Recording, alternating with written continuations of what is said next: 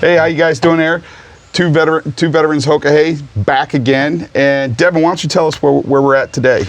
Today we're in Cherokee, North Carolina, located in the western North Carolina Appalachian Mountain Range. Mm-hmm. And what is this village called that we're at today? This is known as Oconaluftee, or in Cherokee known as Oconaluftee. It translates as waist deep river itself. That's what the river itself down here at the bottom of the hill is actually named for. Oh, really? Yeah. Man, that's pretty neat. Yeah. That's pretty cool. So in the Cherokee culture, a lot of your locations and things are named after simple geographical features. Oh yeah. It's just a way of kind of help in indicating what's available within the area, so you knew exactly by the name of it what you would be able to find, things like that. For example, the valley, like I said earlier on our tour, it's known as LOD, which means painted earth, or earth that is painted. It's just named for the variety of clay itself that was found. And even village sites were named like that as well, because just in LOD, you had a village named Nunyai, meaning potato town, and it was given the name Potato Town because you could find a lot of wild potatoes there. Oh, wow. Wow. You know, I'm going to have to go and try to find me a wild potato now. You know? Oh, yeah. Well, luckily they're not too far from here, but they're not in season yet, so they're not starting to come out quite yet. I can show you the leaves for them. Oh, that'd be great. That'd be great after we get done with this. Yeah.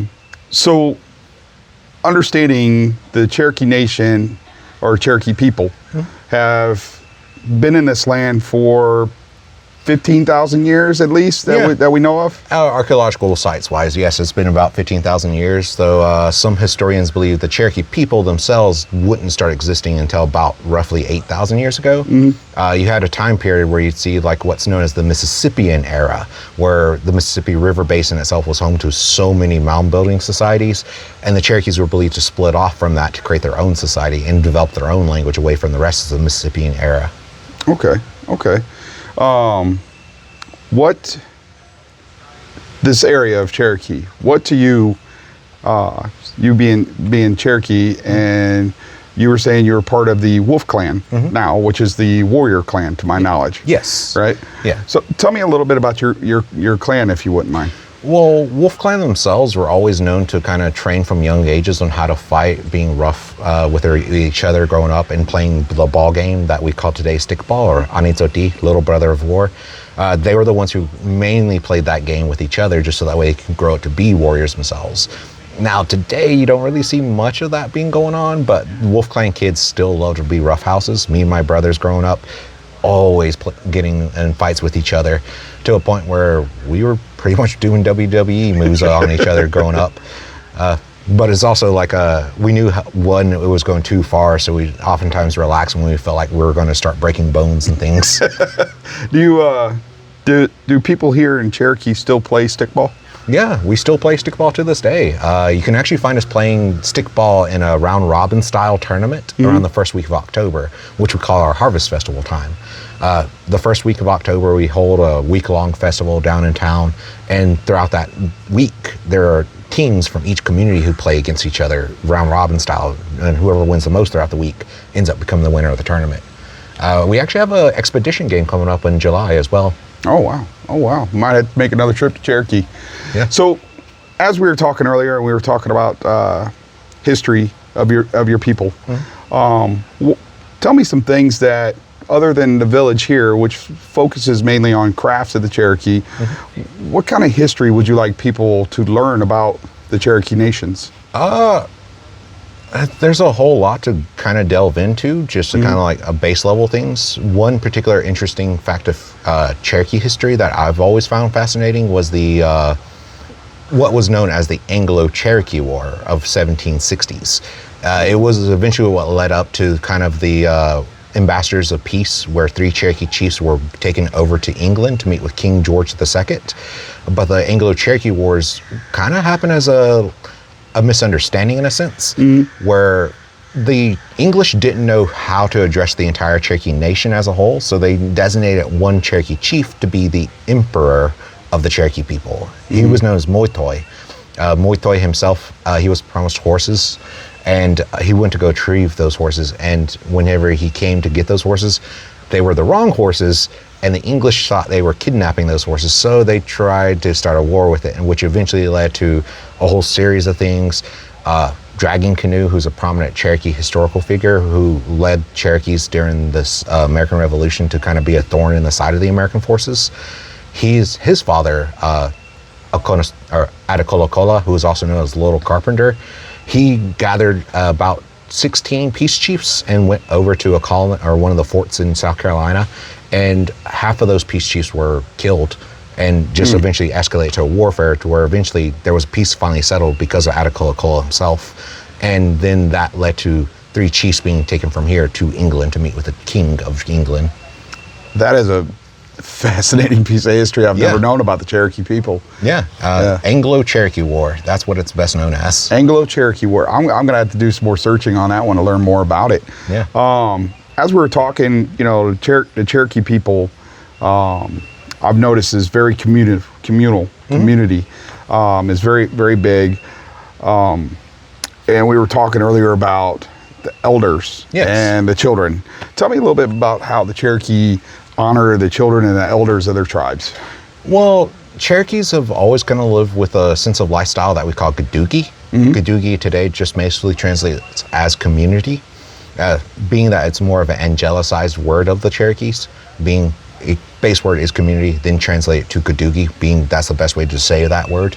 But Cherokees have always seen children as the future of the people, so they'd always treat them with respect, even giving them the same voice as adults when it came to council meetings. Even today, we still have a youth council, which is composed of Cherokee students who gather together and meet before our actual council, and they help decide some of the kind of rules that the tribe sets as a whole.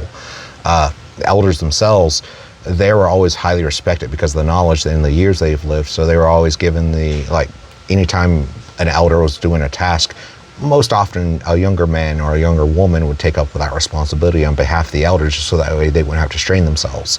And you would even see some elders who would actually, to a point where they were like closer to 80 or 90 years old in the 1700s, they may not have too many more tasks at that point, but some of them they took quite seriously. There's even a record written by Henry Timberlake in the 1770s where he talks about an elder who stood out in the cornfield acting like a scarecrow.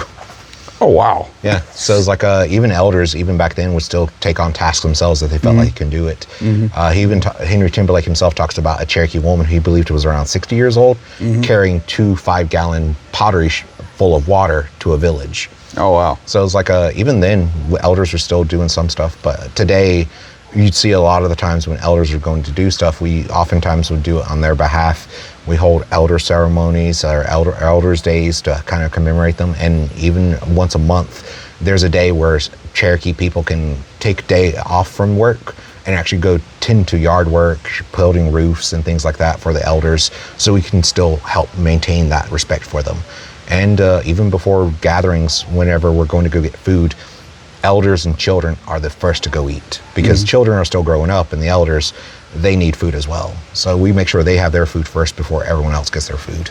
That's awesome. That is awesome. You know, and I think a lot of family values have been lost over the years on all sides, and something like respecting the elders and helping them is huge. Oh yeah. It's kind of like, you know, what me and Brian continue to do with helping our veteran brothers and sisters that struggle and stuff. What is a way that the Cherokee honor someone? Well, it kind of depends more so on the individual themselves. Like in some instances in history, whenever like a peace chief had died, and in order to honor them, they would actually bury their body inside the council house before they burned down the council house and built on top of it. That's also what led to the kind of expansion of the council house. Whenever we needed to build a new one, we would burn down the old one and build on top of the ashes. That's also what kind of helped create the mounds that we Cherokees built, because our mounds is where the council house once stood. Now, you do also find, like, in some instances, individuals who are highly respected, like Dragon Canoe.